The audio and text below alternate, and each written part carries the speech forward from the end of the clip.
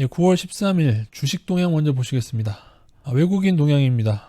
9월 중으로 일단은 현재 1조 2천억 외국인 매도하고 있고요. 올해 들어서 29조 5천억 코스피 코스닥 합쳐서 매도하고 있고요. 채권은 계속 매수하는데 9월 10일 날은 2조 원이나 매수했네요. 즉 금리 인하와 원화 강세에 베팅하고 있다. 어느 게 목적인지는 모르겠습니다. 원화 강세에도 계속 베팅하면서 들어오고 있는 것 같습니다. 외국인이 계속 들어오는 기간에는 환율은 좀 높게 형성이 될 수 있고요. 외국인이 정말 많이 들어오고 나서 이후에 빠져나갈 때가 되면 오히려 얘들은 워낙 강세를 만들어서 환차익을 보고 빠져나갈 것으로 저는 보고 있습니다. 외국인뿐 아니라 개인과 기관도 볼까요? 올해 들어서 코스피입니다. 개인 43조 원, 외국인 27조 원 매도, 기관 20조 명, 개인만 사고 있는데 특히 최근 들어서 매수세가 더 커지고 있죠. 이거 여러분 매우 안 좋은 겁니다. 코스닥도 마찬가지고요.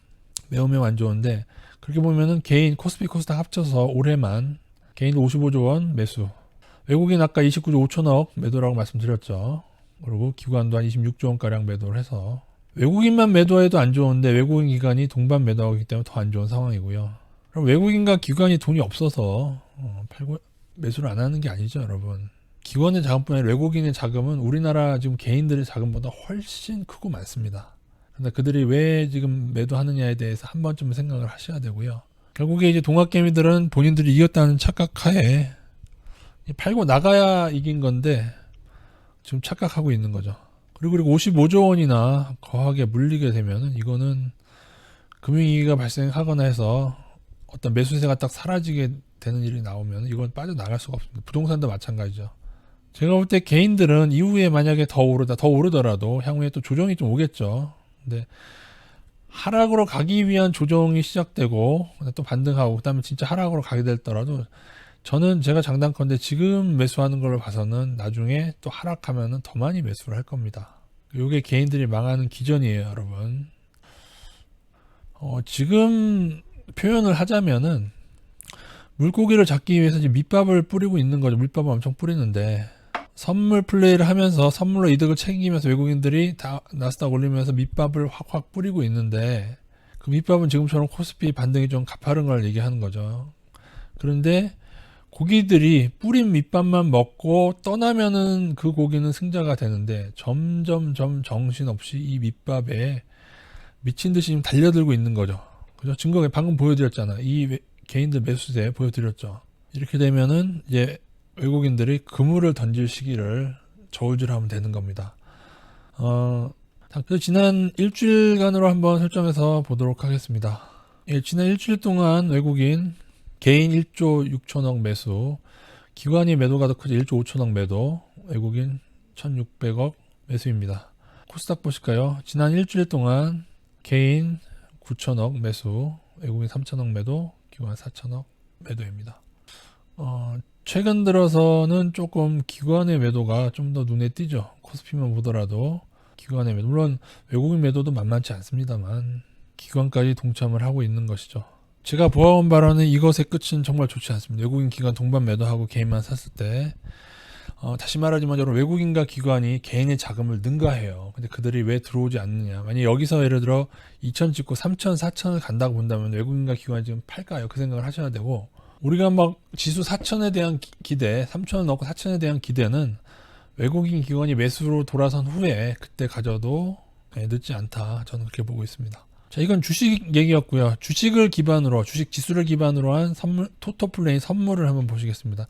선물 이제 만기가 끝나서 이제 금액은 누적 금액 얼마 안 됩니다. 누적 금액 2조 5천억 보이시죠, 외국인. 미니 선물은 한 600억 매도라서 대략 한 미니 선물 합쳐서 코스피 2천억대 상방이다. 그 정도로 알아두시면 되는데 약간의 오차는 있다라고 좀 감안을 하면서 다시는 금요일 이후에는 이게 맞는 겁니다. 2천억은 이제 아무것도 아닌 거죠. 그건 의미가 없어요. 그리고 콜옵션 외국인 매도, 풋옵션 매수인데 금액이 너무 작기 때문에 의미가 없습니다. 그러니까 이거는 보세요. 제일 큰 토토판은 코스피 선물이고요. 우리나라 증시에서. 요거는 좀 작은 토토판이라고 보시면 됩니다. 판돈이 커지면, 이것도 판돈이 커지면입니다. 그럴 때 승부 조작을 하죠. 근데 이거는 그렇게 하기에는 조금 시장이 작다. 그렇게 이해하시면 되겠습니다. 그리고 지금처럼 요 정도 금액은 조금 무시해도 되는 금액이라고 보시면 되겠고요. 이 나스닥 반등하는 듯 하다가 어떻게 보면 정확히 추세를 맞고 떨어졌습니다. 그죠? 정확히 제가 추세라고 하는 것까지 반등이 나왔다가 떨어졌습니다. 요건 또 안 좋죠. 물론 60일선이 버티고 있어서 60일선을 지지되면 여기서 반등이 좀 늦은 반등이 나올 수도 있는데 상황에 따라 60일선 깨지게 되면은 이제 추가로 떨어진 그 후에 반등이 나오는 거죠. 여기까지 떨어진 후에 반등은 이후에 다시 상승으로 가는 길목이라기보다는 반등 후에 다시 재하락하는 패턴을 봐야 되기 때문에 어쨌든 여기까지 이후에는 여기까지 반등을 하더라도 추세 바깥이죠. 그죠? 이렇게 되는 겁니다. 그냥 꼭 이렇게 된다는 의미가 아니고 이런 패턴을 머리에 그려 두시고 상황 따라서 여기서 이렇게 다시 예전처럼 다시 상승하는 패턴, 이것도 없는 패턴은 아닙니다. 살짝 깬 후에 다시 오르는 패턴. 그래서 그냥 가는 대로 이평선대로 대응하시면 되겠습니다. 다우존스도 잠깐 볼까요? 다우존스는 이렇고 나스닥보다 하락폭이 좀 적죠. S&P. 엄밀히는 이건 또 추세가 깨졌다고 하기 좀 뭐해요. 그리고 나스닥 제가 예전에 장기 차트 보여드렸는데 장기 차트 추세를 사실은 제가 이 직선을 뭐 대충 이렇게 잡는다고 말씀드렸지 않습니까? 추세를. 근데 이렇게 하면 사실은 안 되고 그때가 오면 설명드릴 텐데 이렇게 휘어져 들어갈 때는 추세가 이평선으로 이평선이 이렇게 휘어져 들어가기 때문에 추세도 그때는 이평선으로 잡는 겁니다. 어쨌든 뭐 아직은 멀어서 위협받게 되면 꼭 말씀드리도록 하겠습니다. 장기 추세상 이평선 추세 말씀드리는 건데 그거 이탈하면은 나스닥 인버스 많이 늘려야죠. 네.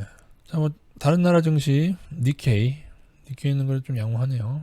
일본 보면은 조금 그래도 살짝 위로 고개 든 모습이고 대만은 그보다는 조금 독일도 살짝은 고개 들긴 했고 상해 종합은 좀 조정권이긴 합니다. 예.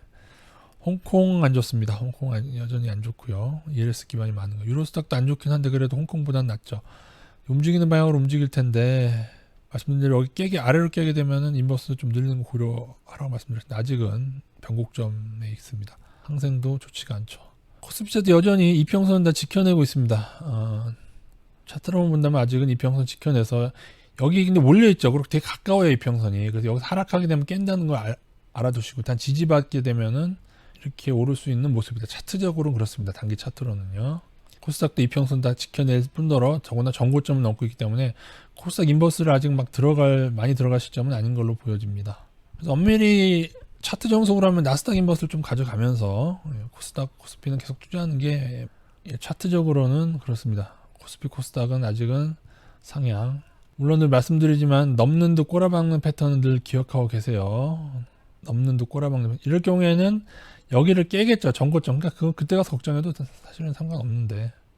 그래서 대응을 어떻게 하느냐는 여러분이 정하시는 건데 어디에 중점을 외국인의 매도가 지금 올해만 29조 5천억이고 2018년부터 하면 여기다 5조 5천억을 더 가야 되기 때문에 35조 원 매도죠. 외국인의 매도가 35조 원 쌓이면은 나는 외국인 매도대로 뭐 35% 현금 비중을 가겠다 뭐 그래도 되고요.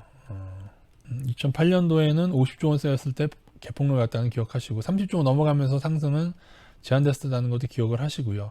그때보다 돈의 가치가 좀 희석됐으니까는 이때보다 조금 느슨하게 대응하셔도 되는데 나는 외국인의 20조 매도원 정도는 괜찮다고 생각한다. 지금 외국인 35조 원 매도인가? 20조 원은 괜찮고 15조 원부터는 내가 15% 조심하겠다.